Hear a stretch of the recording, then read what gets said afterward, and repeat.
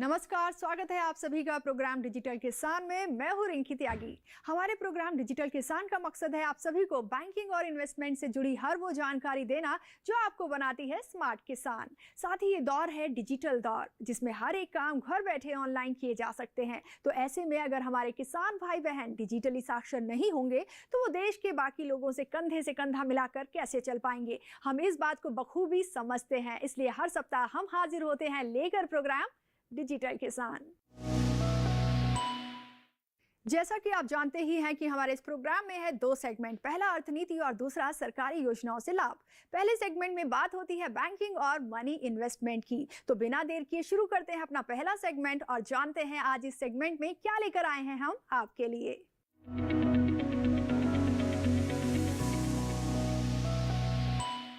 अर्थनीति में आज बात होगी उन सभी सेवाओं के बारे में जो बैंक अपने कस्टमर्स को देते हैं। हालांकि काफी सारी सर्विसेज के बारे में हम आपको पहले ही बता चुके हैं, लेकिन बहुत सारी ऐसी सर्विसेज हैं जिनका हमने नाम तो सुना है, लेकिन उन सेवाओं के बारे में हमें पूरी जानकारी ना के बराबर है। तो आज बैंक सेवाओं के बारे में हमें जानकारी देने के लिए हमारे साथ स्टूडियो में मौजूद है हमारे एक्सपर्ट अमित कुमार वर्मा।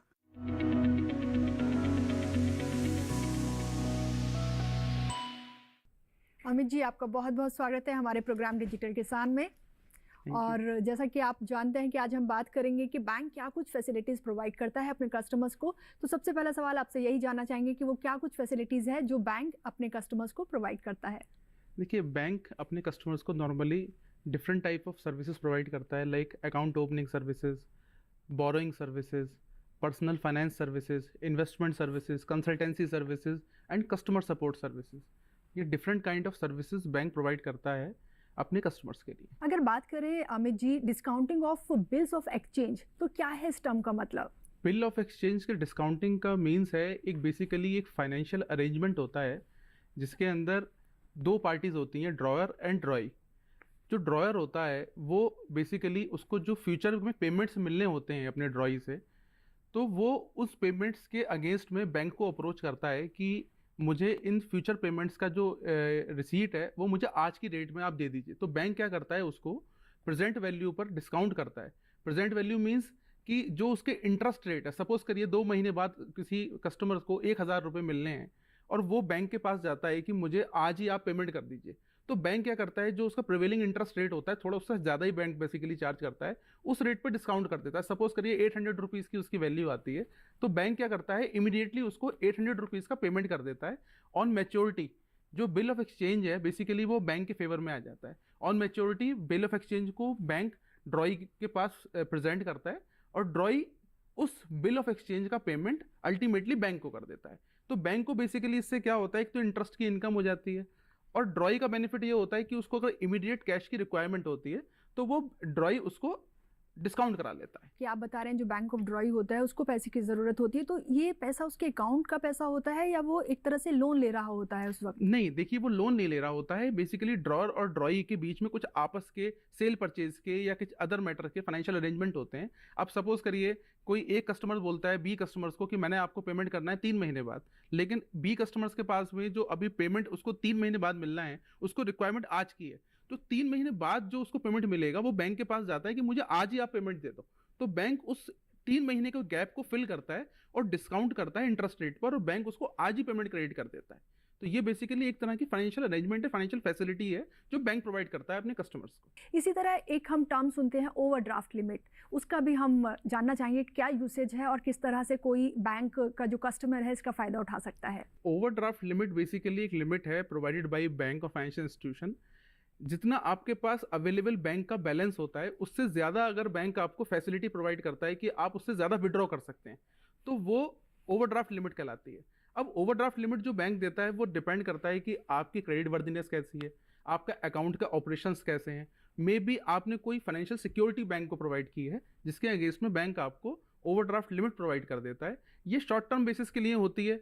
बैंक इसको रिपेबल ऑन डिमांड करता है कि जब भी बैंक आपको मांगेगा आपको उसको इमीडिएट उसका पूरा पेमेंट करना होता है। इसमें दोनों ही पार्टीज को बेसिकली बेनिफिट होता है। बैंक अपना एक इंटरेस्ट चार्ज करता है, बैंक की इंटरेस्ट की इनकम होती है, और एज ए पार्टी मुझे ये बेनिफिट होता है कि मुझे अगर कोई फाइनेंशियल नीड है, इमीडिएट मुझे कोई कैश की रिक्वायरमेंट है, तो वो मेरी वहाँ से फुलफिल हो जाती है। जी, और क्या इस ओवरड्राफ्ट लिमिट का फ़ायदा बैंक का हर कस्टमर उठा सकता है? इसके लिए भी कुछ ऐसे क्राइटेरिया होता है? देखिए, ये बैंक सारे कस्टमर्स को नहीं देता, ये डिपेंड करता है कि आपकी क्रेडिट वर्दीनेस कैसी है, आपके अकाउंट्स के ऑपरेशंस कैसे हैं, आपकी खुद की वैल्यू कितनी है, आपकी खुद की नेटवर्थ कितनी है, या आपने बैंक को कोई सिक्योरिटी प्रोवाइड की है क्या। उन सब क्राइटेरिया के बेसिस पे ही बैंक प्रोवाइड करता है, सारे कस्टमर्स के लिए फैसिलिटी नहीं होती है। जी, collection and payment of credit instruments, ये क्या है? बैंक फैसिलिटी प्रोवाइड करते हैं अपने कस्टमर्स को, like collection of cheque, collection of bill of exchange, collection of promissory notes. Banks क्या करते हैं, ये फैसिलिटी प्रोवाइड करते हैं उन कस्टमर्स के लिए जिनका लार्ज नंबर ऑफ चेक का कलेक्शन होता है, large number of bill of exchange होते हैं।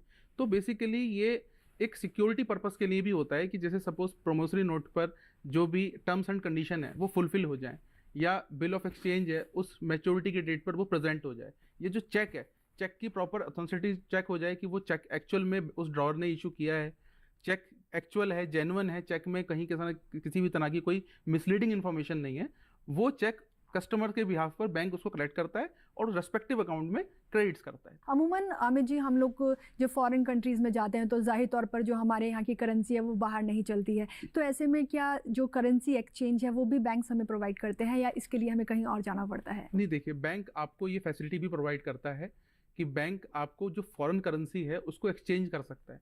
देखिए, अब आपको बाहर जाना है, सपोज करिए आपको यूएसए जाना है, रशिया जाना है, या आपको जापान जाना है, अब आपको वहाँ पर इंडियन रुपीज़ नहीं चलेगा, आपको वहाँ की उस देश की ही करेंसी आपको लेके जानी पड़ेगी। तो आप बैंक में अप्रोच कर सकते हैं कि आप अपनी जो लोकल करेंसी है, रुपीज़ है, उसको कन्वर्ट कर सकते हैं उस देश की फॉरेन करेंसी में।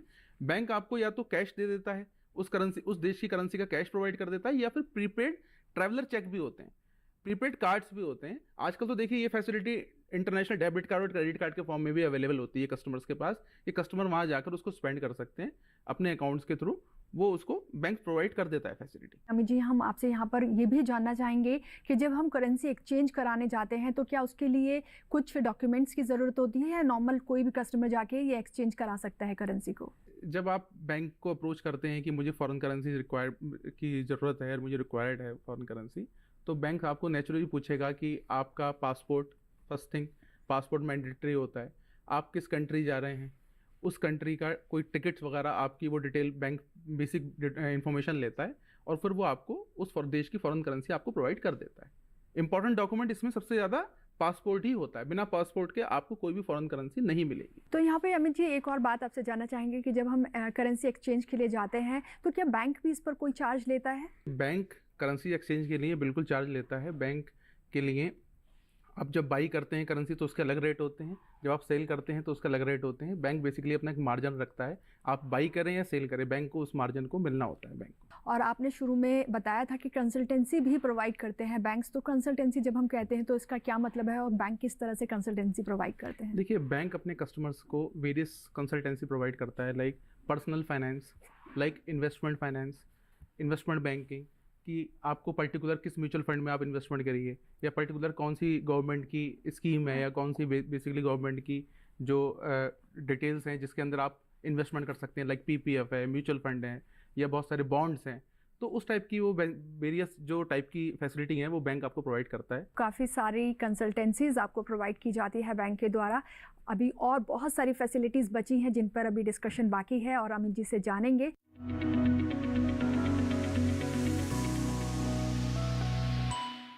ऐसी बहुत सी सेवाएं हैं जो बैंक अपने कस्टमर्स को देते हैं, लेकिन कस्टमर्स उन सेवाओं का लाभ जानकारी के अभाव में ले ही नहीं पाते। ऐसी ही और सेवाओं पर बात करेंगे इस ब्रेक के बाद, तो कहीं जाइएगा नहीं, बने रहिए हमारे साथ डीडी किसान पर। अब जड़ों में हो जान, बढ़ेगी उपज, बढ़ेगा मान। का माइकोर एक ऐसा उत्पाद जो पोषक तत्वों की अवशोषण क्षमता को बढ़ाए एवं जड़ों को मजबूत बनाए। माइकोर, जब जड़ों में हो जान, बढ़ेगी उपज, बढ़ेगा मान। कुछ तो मस्त बात है इस जगह की, गली गली में बात है इस जगह की। यहाँ है खलबली हंसी सर पर चढ़ी, टिकट हो या ना हो ये गाड़ी चल पड़ी। गली गली सनसनी, गली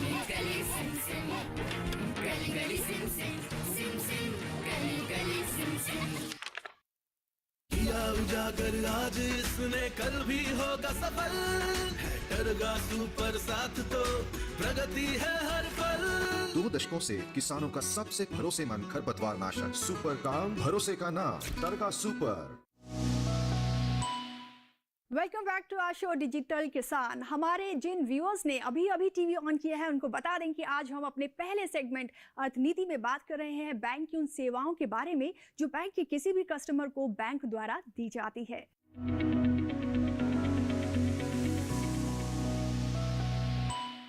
अमित जी, हमने सुना है कि बैंक भी कस्टमर की गारंटी देता है, वो किस केस में देता है और क्या है ये गारंटी? बैंक्स एक फैसिलिटी प्रोवाइड करता है अपने कस्टमर्स को गारंटी की। इसमें क्या होता है कि एक अप्लीकेंट बैंक को अप्रोच करता है कि मुझे बैंक गारंटी की रिक्वायरमेंट है। बैंक गारंटी के लिए एक प्रॉपर बैंक का एक फॉर्म होता है, वो उसको फिल करना होता है और रिक्वायर्ड डॉक्यूमेंट्स होते हैं। बैंक उस डॉक्यूमेंट्स के बेसिस पे उसको वेरीफाई करता है कि इसको कस्टमर्स को क्या हम बैंक गारंटी प्रोवाइड कर सकते हैं। बैंक गारंटी बेसिकली एक फैसिलिटी है जिसके अंदर बैंक एक कस्टमर के बिहाफ पर सेकंड कस्टमर्स को या सेकंड पार्टी को गारंटी देता है कि इन केस फर्स्ट पार्टी ने पेमेंट में कोई नॉन परफॉर्मेंस की है या पेमेंट वो नहीं होता या कोई टर्म्स कंडीशन फुलफिल नहीं होती, तो बैंक लाइबल है सेकंड पार्टी को पेमेंट करने के लिए फर्स्ट पार्टी के बिहाफ पर। इस केस में बैंक सबसे पहले देखता है कस्टमर की क्रेडिट वर्दीनेस, फिर देखता है कि किस पर्पस के लिए चाहिए, फिर सामने वाली पार्टी है उसकी पूरी डिटेल बैंक अपने पास रखता है और आपसे वो सिक्योरिटी भी रख सकता है अगेंस्ट बैंक गारंटी कि जो अमाउंट बेसिकली आप बैंक गारंटी की देंगे उस अमाउंट की सिक्योरिटी भी बैंक अपने पास रख सकता है। ये डिफरेंट टाइप की हो सकती है। देखिए, फाइनेंशियल बैंक गारंटी होती है, किसी टेंडर में आपको पार्टिसिपेट करना है तो बैंक गारंटी की रिक्वायरमेंट हो सकती है। डिफरेंट टाइप के लिए बैंक गारंटी की रिक्वायरमेंट होती है। वो कस्टमर्स बैंक को अप्रोच करते हैं, बैंक उसको प्रोवाइड करते हैं। और वो कौन सा ऐसा केस है कि जब बैंक गारंटी देने से इनकार कर देता है और वो कौन सी कंडीशंस हैं जब बैंक गारंटी देने के लिए तैयार हो जाता है? हमें जी, ये जो कंडीशंस हैं सबसे इंपॉर्टेंट होती है कि सिक्योरिटी या उस पार्टी की क्रेडिट वर्दीनेस अगर वो फुलफिल नहीं होती तो बैंक किसी भी कंडीशन में वो बैंक गारंटी नहीं प्रोवाइड करेगा। दूसरी चीज़ होती है परफॉर्मेंस बैंक गारंटी।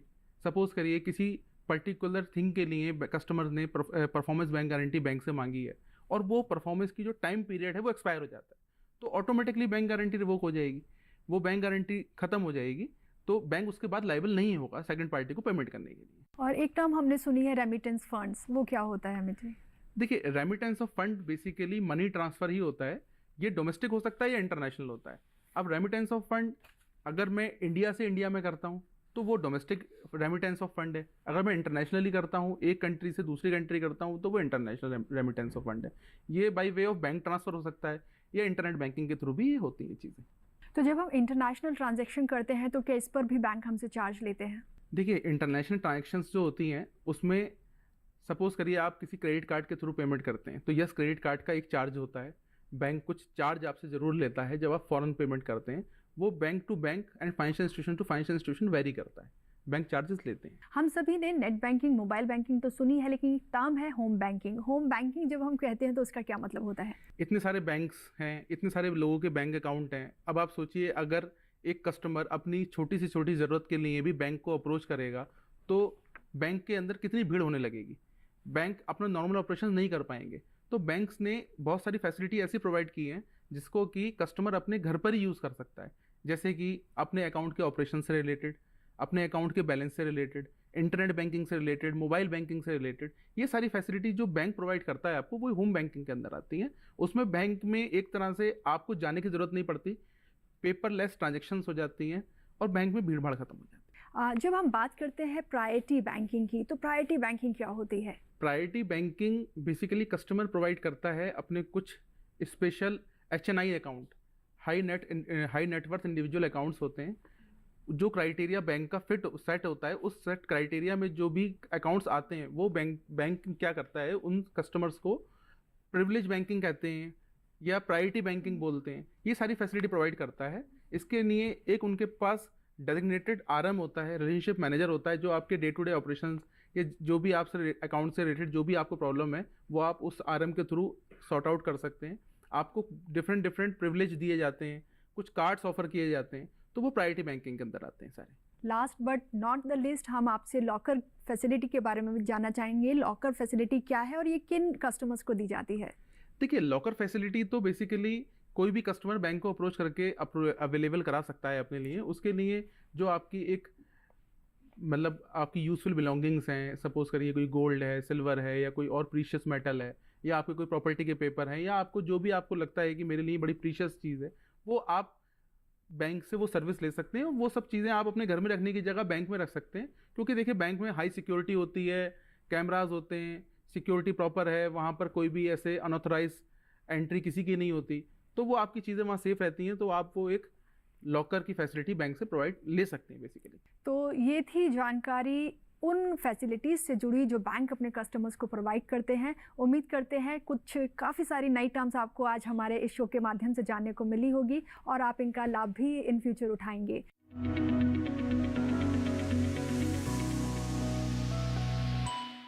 तो हमारा दूसरा सेगमेंट है सरकारी योजनाओं से लाभ, और इस बार हम आपके लिए लेकर आए हैं एक ऐसी योजना जिसका लाभ लेकर हमारे किसान भाई बहन अपनी वृद्धावस्था सुरक्षा के साथ ही अपनी सामाजिक सुरक्षा भी सुनिश्चित कर सकते हैं। क्या है योजना का नाम, ये जानने के लिए करना होगा बस थोड़ा सा इंतजार, क्योंकि नाम हम बताएंगे आपको ब्रेक के उस पार। तो बने रहिए हमारे साथ डीडी किसान पर। अब जड़ों में हो जान, बढ़ेगी उपज, बढ़ेगा मान। का माइकोर एक ऐसा उत्पाद जो पोषक तत्वों की अवशोषण क्षमता को बढ़ाए एवं जड़ों को मजबूत बनाए। माइकोर, जब जड़ों में हो जान, बढ़ेगी उपज, बढ़ेगा मान।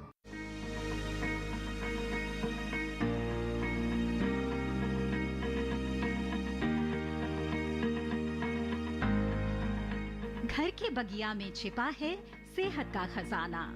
टेरेस गार्डनिंग से बनेगा घर ब्यूटीफुल और हेल्दी। क्यों ना गार्डन में उगाएं अपने फल फूल और सब्जियां, जिससे सेहत भी बने और छत की बगिया भी खिली खिली रहे। देखिए छत पर बागवानी, शनिवार सुबह 9 बजे सिर्फ दूरदर्शन किसान पर। एक बार फिर स्वागत आपका हमारे प्रोग्राम डिजिटल किसान में। तो फाइनली हम आ पहुंचे हैं अपने दूसरे और आखिरी सेगमेंट में, जिसका नाम है सरकारी योजनाओं से लाभ। और बिना देर किए आपको बताते हैं अब योजना का नाम। आज की हमारी योजना है प्रधानमंत्री किसान मान धन योजना। क्या है योजना के लिए पात्रता, कैसे ले सकते हैं हमारे किसान भाई बहन इस योजना का लाभ, ये जानने के लिए रुक करते हैं अपने एक्सपर्ट अमित कुमार वर्मा का। आपका एक बार फिर स्वागत करते हैं अमित जी हम अपने प्रोग्राम डिजिटल किसान में। तो आज हम बात करने वाले हैं प्रधानमंत्री किसान मान धन योजना के बारे में। तो सबसे पहला सवाल तो यही है कि क्या है ये योजना? देखिए, प्रधानमंत्री किसान मान धन योजना बेसिकली कुछ उन छोटे फार्मर्स के लिए फैसिलिटी है कि जिनको कि एक 60 साल के बाद नीड होती है। देखिए, आज किसान है, एक ये फिजिकल वर्क होता है बहुत ज़्यादा, किसान अपने खेतों में काम करता है, उसकी एक टाइम होता है काम करने का भी। जब वो 60 साल की एज के पास आता है तो उसके शरीर में वो जान नहीं रहती, वो नहीं चाहता कि अब मेरी एक मंथली इनकम कहाँ से आए। तो उसके लिए एक हमारे यहाँ इंडिया में एक स्कीम लॉन्च की गई है, प्रधानमंत्री किसान मान धन योजना, जिसके अंदर कोई भी व्यक्ति अपना एक क्राइटेरिया है कंट्रीब्यूशन का, कंट्रीब्यूशन देता है और 60 साल के बाद में उसको एक मंथली पेंशन आती है till the death of that person. और अगर उसके डेथ हो भी जाती है तो उसके नॉमिनी को बेसिकली वो अमाउंट मिलती है। तो ये एक फैसिलिटी प्रोवाइड की गई है, एक स्कीम है गवर्नमेंट की जो सारे छोटे किसान भाइयों के लिए है। तो आपने कहा ये सभी छोटे किसान भाइयों के लिए है, तो हम आपसे जानना चाहेंगे कि क्या एलिजिबिलिटी है, क्या क्राइटेरिया रखा गया है, वो कौन से किसान हैं जो इस योजना का लाभ ले सकते हैं? सारे किसान भाई जिनकी 2 हेक्टेयर से कम की भूमि है। दूसरा, जिन किसान भाइयों की जो एज है वो 18 साल से 40 साल तक के बीच है, वो इस स्कीम के अंदर अपने आप को एनरोल करा सकते हैं। हाँ, इसकी कुछ डिस्क्वालिफिकेशंस भी हैं, लेकिन क्राइटेरिया यही है कि 18 से 40 वर्ष की आयु हो और 2 हेक्टेयर से कम की भूमि हो। वो किसान अपना मंथली कंट्रीब्यूशन इसमें दे सकते हैं और उसके बाद 60 साल के बाद उनको एक मंथली पेंशन आनी स्टार्ट हो जाती है। मिनिमम क्या कंट्रीब्यूशन किसानों का रहता है? देखिए, इसमें जो मिनिमम कंट्रीब्यूशन होता है वो 55 रुपये पर मंथ होता है या 660 रुपये ईयरली। अगर वो 18 साल में एंट्री करता है और सपोज करिए वो 40 साल में एंट्री करता है तो उसका 200 रुपये पर मंथ होता है या फिर 2400 रुपये ईयरली। वो आपकी एज के ऊपर डिपेंड करता है कि आप किस एज में आकर एंट्री करते हैं इस पेंशन स्कीम के अंदर। वो हो सकता है अगर आपने 20 साल में एज में अगर आपने एंट्री करी तो 55 रुपये से बढ़ के वो 60 रुपये या 65 रुपये हो सकती है। आपने 39 साल में एंट्री करी तो हो सकता है वो 180 रुपये पर मंथ हो सकती है। जैसे ही आप उस फॉर्म को फिल करेंगे, जैसे ही आप इस स्कीम में जाएंगे वो ऑटोमेटिकली कैलकुलेट कर देता है कि आपका मंथली पेंशन कितनी जाए, मंथली जो आपका कंट्रीब्यूशन है वो कितना जाएगा। तो आप फटाफट से हमारे व्यूअर्स को इसमें एंटर करने की एज भी हमें बता दीजिए, क्या एज रहेगी? इसकी जो मिनिमम एज है वो 18 ईयर्स है। 18 ईयर्स के बाद ही आप इसके अंदर एनरोल करा सकते हैं अपने आप को, 18 ईयर्स से पहले नहीं करा सकते। और इसमें जो इन्वेस्टमेंट है वो कब तक, किस उम्र तक किया जा सकता है? अगर आपने 18 वर्ष में इस योजना को स्टार्ट किया है तो 60 साल तक आपको इसका कंट्रीब्यूशन देना है। जी। आपने 40 साल में किया है तो भी आपको 60 साल तक देना है। आप 18 साल में देंगे तो आपको 55 रुपये देने, आप 40 साल से स्टार्ट करेंगे तो आपको 200 रुपये पर मंथ देने आपको 60 साल तक की एज तक ही हैं, उसके बाद नहीं देने होते, उसके बाद आपको पेंशन आनी स्टार्ट हो जाती है। यहाँ आपसे अमित जी ये भी जानना चाहेंगे कि भगवान ना करे, लेकिन आपने बताया है कि 60 साल तक आप पैसा भरेंगे और उसके बाद फिर इसका फ़ायदा मिलता है, और अगर ऐसे में कुछ ऐसे मृत्यु हो जाए व्यक्ति की, योजना का लाभ लेने वाले लाभार्थी की, तो उस कंडीशन में क्या होता है उस पैसे का? अब मैं इसको 2 सेगमेंट में डिवाइड करता हूँ। हो सकता है मृत्यु हो जाए 60 साल से पहले ही, या मृत्यु हो जाए 60 साल के बाद। अब अगर 60 साल से पहले ही सपोज करिए मृत्यु उसकी व्यक्ति की हो जाती है, तो उस केस में जो उसका नॉमिनी है, नॉमिनी जो उसने फॉर्म भरते टाइम जो नॉमिनी का नाम दिया होगा, नॉमिनी उस स्कीम को कंटिन्यू कर सकता है।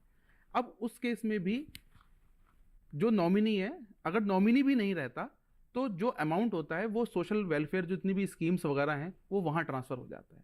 और अगर 60 साल के बाद मृत्यु होती है तो जो उसकी स्पाउस होती है या उसका नॉमिनी जो होता है उसको 50% जितनी भी पेंशन आती है उसका 50% उसकी डेथ तक उसको भी मिलता रहेगा। अगर कोई अपना नॉमिनी किसी और को बना के जाता है और पीछे उनकी धर्मपत्नी या पति रह जाते हैं, तो उस कंडीशन में नॉमिनी को जाता है ये पैसा या फिर स्पाउस को ही जाएगा? देखिए, अगर उसने नॉमिनी का नाम स्पेसिफिकली उस स्कीम में मेंशन किया है तो नॉमिनी को ही जाएगा, क्योंकि at the time of filing of form वो पूरा साउंड माइंड था और उसने साउंड माइंड के हिसाब से अपना फॉर्म फिल किया, और उसने अगर कहा है कि मेरा नॉमिनी को जाना है तो नॉमिनी को ही जाएगा। वो मे बी उसकी स्पाउस हो सकती है, उसका कोई बेटा या बेटी हो सकती है, कोई भी हो सकता है। 2 हेक्टेयर से ज़्यादा ज़मीन नहीं है, लेकिन उन्होंने एनपीएस जैसी किसी और योजना में इन्वेस्ट किया हुआ है, पेंशन योजना में, तो क्या तब भी इस योजना का लाभ लिया जा सकता है? लेकिन अगर आपने बोला कि जैसे 2 हेक्टेयर की कृषि भूमि है और वो किसी और योजना जैसे एनपीएस है उस स्कीम में भी ऑलरेडी इनरोल है, तो यस, इस स्कीम में फिर वो नहीं एलिजिबल हैं।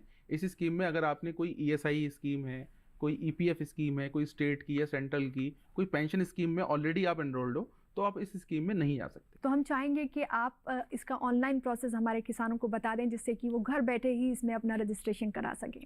इसके लिए सबसे पहले आपको अपने किसान भाइयों को मैं बता देता हूँ कि जो सीएससी है आपका, नियर बाई सीएससी होता है, सर्विस स्टेशन, सर्विस सेंटर होते हैं बेसिकली, वहाँ पर एक आपके पास विलेज लेवल एंटरप्रेनर होता है जो उस सीएससी को ऑपरेट करता है। आपको उसके पास जाना है अपना आधार कार्ड लेकर, अपना बैंक की डिटेल लेकर जिसमें आपकी पासबुक होगी, आपका आईएफएससी कोड होगा, आपका अकाउंट नंबर होगा, आपको सारी डिटेल लेकर अपने वीएलई के पास जाना है। वीएलई क्या करेगा, सबसे पहले आपका आधार की वेरीफाई करेगा, आधार को ऑथेंटिकेट करेगा। आधार ऑथेंटिकेट करने के बाद वो आपको एक फॉर्म देगा जिसके अंदर आपको हर महीने का जो ऑटोमेटिकली डेबिट होगा आपके अकाउंट से, वो एक फॉर्म आपको साइन करना होगा, और जो फर्स्ट कंट्रीब्यूशन है वो आप कैश में अपने वीएलई को दे सकते हैं। जैसे ही आप सारे डॉक्यूमेंट उसको देंगे और वो आपका ऑथेंटिकेट कर देगा, इसके बाद आपका एक किसान पेंशन अकाउंट नंबर जनरेट हो जाएगा, जो किसान बेसिकली पेंशन अकाउंट के नाम से होगा, वो आपको मिल जाएगा और आपकी पेंशन जो स्कीम है वो स्टार्ट हो जाएगी। अमित जी, हम आपसे ये भी जानना चाहेंगे कि इतनी सारी वृद्धावस्था पेंशन योजनाएं हैं, उनमें से कोई क्यों आखिर पीएम मानधन किसान योजना को ही चुने? स्पेसिफिकली किसान भाइयों के लिए है। अब आप वृद्धावस्था पेंशन की बात करेंगे तो वृद्धावस्था में जो कंट्रीब्यूशन है वो कम मिलता है, शायद 1000 रुपये पर मंथ के हिसाब से मिलता है। दूसरा ये है कि यहाँ पर आप खुद डिसाइड करते हैं कि मुझे पेंशन चाहिए। हो सकता है जैसे मैं आज हूँ, मेरे घर में 4 लोग हैं, मैं 4 लोगों की, या हम 4 भाई हैं किसान, हम 4 भाई अपनी पेंशन के लिए एलिजिबल हैं और हम 55 रुपये या जो 200 रुपये पर मंथ है हम डिपॉजिट करते हैं। तो हम ये समझ सकते हैं कि उस स्टेज पर 60 साल के बाद हमें कम से कम 3000 रुपये प्रति व्यक्ति, अगर 4 भाई हैं तो 12000 रुपये होते हैं, सबको मिलेगा। तो वो बेसिकली एक ज़्यादा अमाउंट होगी और इसके जो फ़ायदे हैं वो ज़्यादा हैं। उसमें हमें स्पाउस को भी पेमेंट मिलता है, वृद्धावस्था में ऐसा नहीं होता। तो बेसिकली ये बहुत ज़्यादा बेनिफिट है किसान भाइयों के लिए कि वो इस स्कीम को अगर चुनते हैं तो। अमित जी, अभी आपने बोला कि अगर एक घर में 4 किसान लोग हैं, एक ही ज़मीन को बो रहे हैं, तो क्या वो अलग अलग इस स्कीम का फ़ायदा उठा सकते हैं? देखिए, वो फ़ायदा उठा सकते हैं अगर किसान है, किसान की जो स्पाउस है, इस किसान और उसका स्पाउस एक ही काउंट होगा, लेकिन अगर वो दूसरे कोई भाई है तो वो उसको अलग सेपरेट रजिस्ट्रेशन कराना पड़ेगा। इस रजिस्ट्रेशन में नहीं होगा, उसका सेपरेट ही रजिस्ट्रेशन होगा, उसका किसान पेंशन अकाउंट नंबर भी न्यू आएगा। जी। और लैंड अगर भाइयों में बटी ना हो और एक ही लैंड पे वो किसानी कर रहे हैं 4 भाई, तब भी कोई दिक्कत नहीं है यहाँ पर? देखिए, अगर 4 भाई एक ही किसानी एक ही भूमि पर करते हैं तो उनकी खतौनी अलग अलग होनी चाहिए, उसमें सेग्रीगेट होना चाहिए किस भाई का कितना है, क्योंकि अगर वो सपोज करिए एक ही भाई के नाम में है और वो 2 हेक्टेयर से ज़्यादा है तो एलिजिबिलिटी हो जाती है, फिर वो एलिजिबल नहीं होगा, उसको सेग्रीगेट करना ही पड़ेगा। तो यहाँ पर सेग्रीगेशन बेहद ज़रूरी हो जाता है, क्योंकि अगर 2 हेक्टेयर से ज़्यादा की ज़मीन होगी तो इस योजना के लिए आप एलिजिबल नहीं रहेंगे। तो काफ़ी अच्छी योजना है जिसका फ़ायदा हमारे जो छोटे किसान हैं वो उठा सकते हैं, और बेहद अच्छी जानकारी आज हमारे एक्सपर्ट अमित जी ने आप तक पहुँचाई है। तो अमित जी, आपका बहुत बहुत धन्यवाद, आप हमारे प्रोग्राम में आए और इतनी अच्छी जानकारी हमारे व्यूअर्स को दी। Thank you so much. Thank you ma'am, thank you.